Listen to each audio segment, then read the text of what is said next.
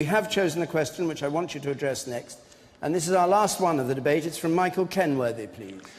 What kind of a deal would you be prepared to enter into in the event of a hung parliament? What kind of deal would you be prepared to enter into in the event of a hung parliament? And before I ask for the first statement, I should state the obvious, Ed Miliband, which is, of course, you are aiming for an overall majority. So save us that bit. And, go on. And answer the question. Go on. Let me just explain briefly what I want on overall majority. Look, I think this is important. You know, we've put a manifesto before the British people. You get to decide in 3 weeks' time which is the government of this country. I think, frankly, this coalition government has become an excuse for broken promises. Nick Clegg broke his promises on tuition fees. David Cameron broke his promise on VAT. Now, what I want is a majority government to implement my manifesto.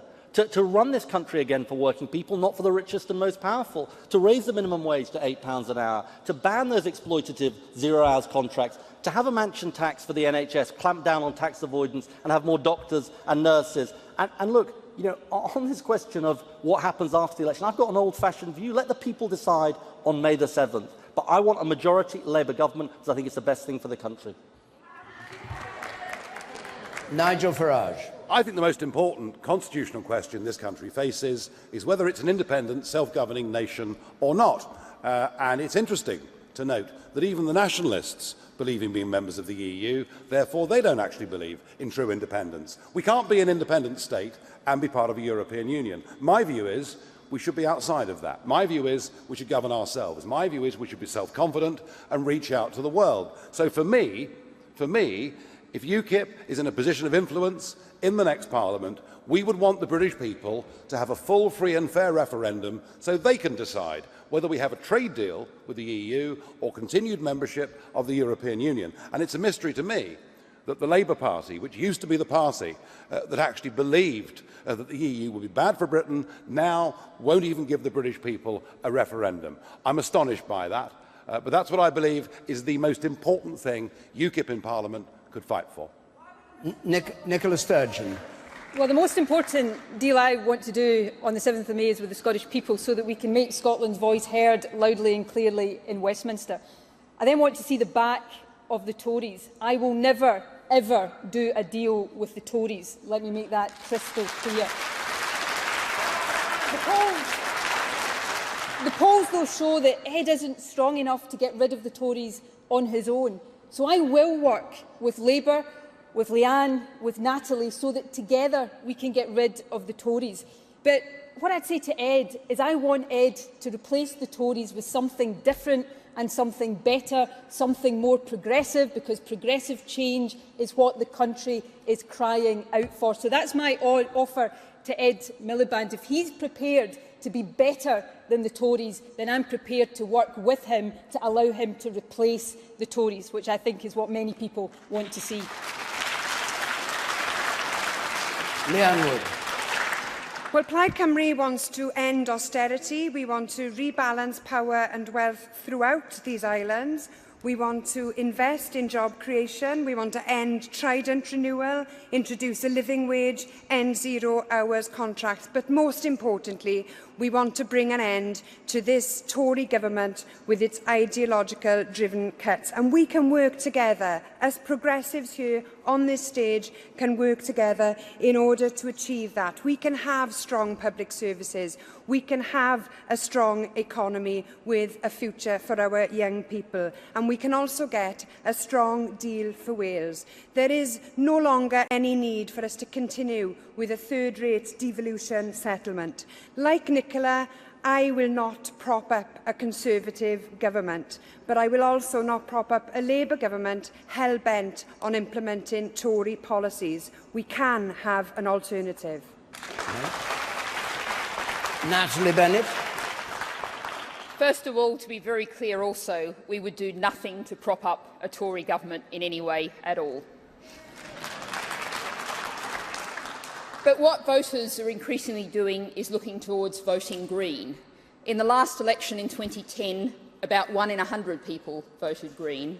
The polls are showing that at least 1 in 20, and maybe many more, will vote for the kind of policies we're putting forward, for the fair economy, for a publicly owned and run NHS in which the profit motive has no place, and for tackling the pressing issue of climate change that yet again we've not heard any other person mention on this panel tonight. A strong group of Green MPs can build on the brilliant work of Caroline Lucas. We're prepared to work with Ed on a vote-by-vote basis, but as Leanne and Nicola have said, what we need is a much stronger alternative to the Tories, and sadly that's not what Labour is offering. Okay. So, Ed Miliband, you've heard the offer that came from Nicola Sturgeon. She'll support you, her offer, she said, if you pursued more progressive policies. What's your reply to her? That I've got fundamental disagreements with you, Nicola, because in the last couple of weeks you've revealed that you haven't ruled out having a second referendum on independence in the next 5 years. Now, look, we've got very different views. I mean, I respect your views that you want to break up the country, but that's not my view. I think that will be a disaster for the working people of Britain. So we have profound differences between us, David. That's why I'm not going to have a coalition with the SNP. But because I'm never going to put at risk the unity of our United Kingdom. And why? Because I care too much about the working people of our country. And I think it would be a disaster for us to start competing against each other, driving down wages, dismantling the basic state pension, which is a foundation of security in retirement, and dismantling our country. So it's a no, I'm afraid. I don't know what Ed Miliband is talking about. The question of independence was for the referendum last year.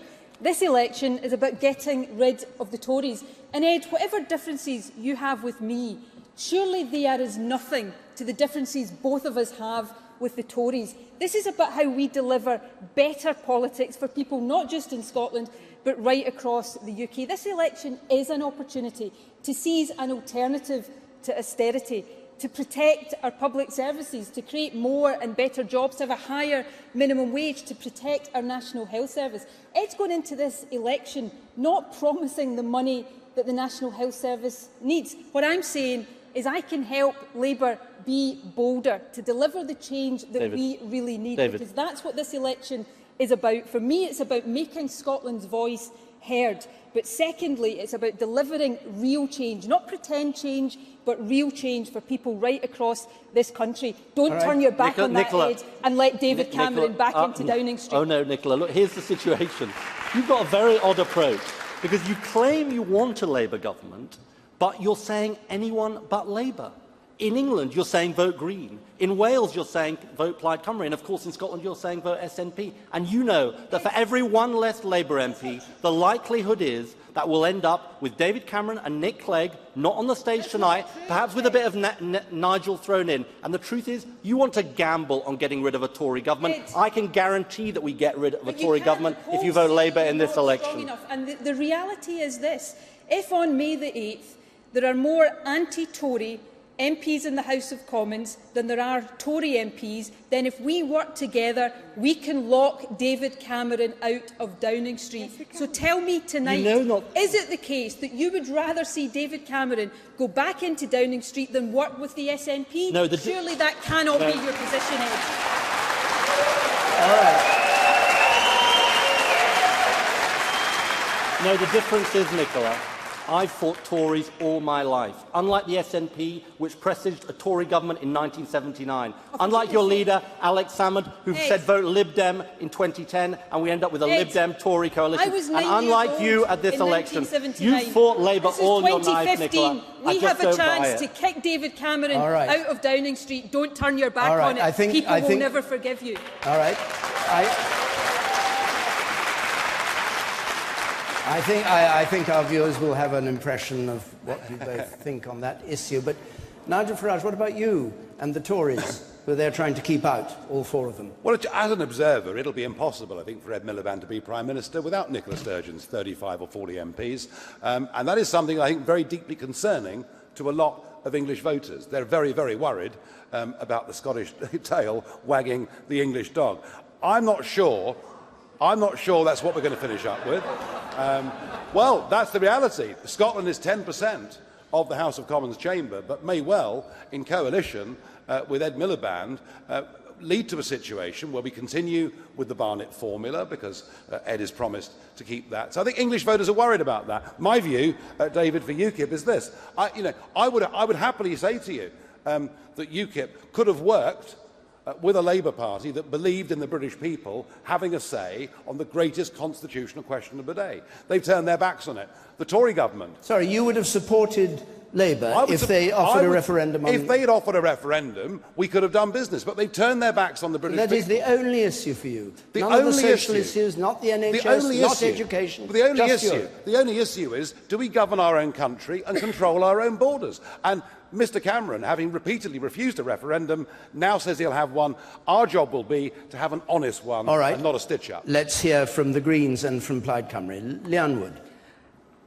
Hung Parliament provides Wales with a golden opportunity to end our decades-long funding disadvantage. Now, I asked you in the last debate whether or not you would be prepared to commit to making sure that Wales has parity with Scotland in terms of funding, which would enable us to practically end austerity by delivering an additional £1.2 billion into the Welsh economy. Instead of ploughing ahead with 2.2% cuts to the Welsh budget, will you now agree that Wales deserves parity with Scotland? And if not, can you justify why not? I'm not going to make a false promise to you, Leanne, on the stage now, because it's not responsible. That's the reason. Because we have a deficit that we have to get down. We do want to see fair funding for Wales, and we've said that. But, you know, look, it does go to the big issue at this election, which is, can you believe the promises that are made? And aren't people just going to promise you the earth? Now, you've got different people on the stage tonight who want to make the case for different parts of the United Kingdom. I want to stand up for working people in every part of the United Kingdom, and I think it will be damaged, frankly, by trying to break up our country.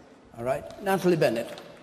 I think we've just heard again a phrase that we've heard a lot from Ed this evening: the working people of this country. I wonder, Ed, what your views are on the words of Rachel Reeves, your shadow work and pension secretary, who said, "I don't want to represent people on benefits. I don't want to represent the unemployed." Well, personally, as the Green Party, we want to represent the most vulnerable in this country, the disabled people, the unemployed, the people who've really suffered under this and your previous governments, the people in poverty. Now, I think that people out there who think that we should be standing up for the disabled, for the Independent Living Fund, for getting rid of the horrendous work capability assessment that your previous government brought in, the dreadful ATOS, the privatisation, people who are against that, if you vote Green, you're expressing your distaste for that approach to life and saying we have to protect our most vulnerable. OK, I'm afraid that question has to be rhetorical because we've come to the end of this part of the debate, the questions which we've had, the arguments that have been going on. Now, in a moment, we get closing statements, rather formal ending to the programme with formal statements from the five leaders. But just a reminder, by the way, since you've been listening to this, that if by any chance you haven't already registered to vote in this election, you may have decided not to, but if you've heard this and you have decided to vote, remember you have to do it independently nowadays. You don't just do it as a household. And there are just 4 days left to do it. You can register, public service announcement coming up,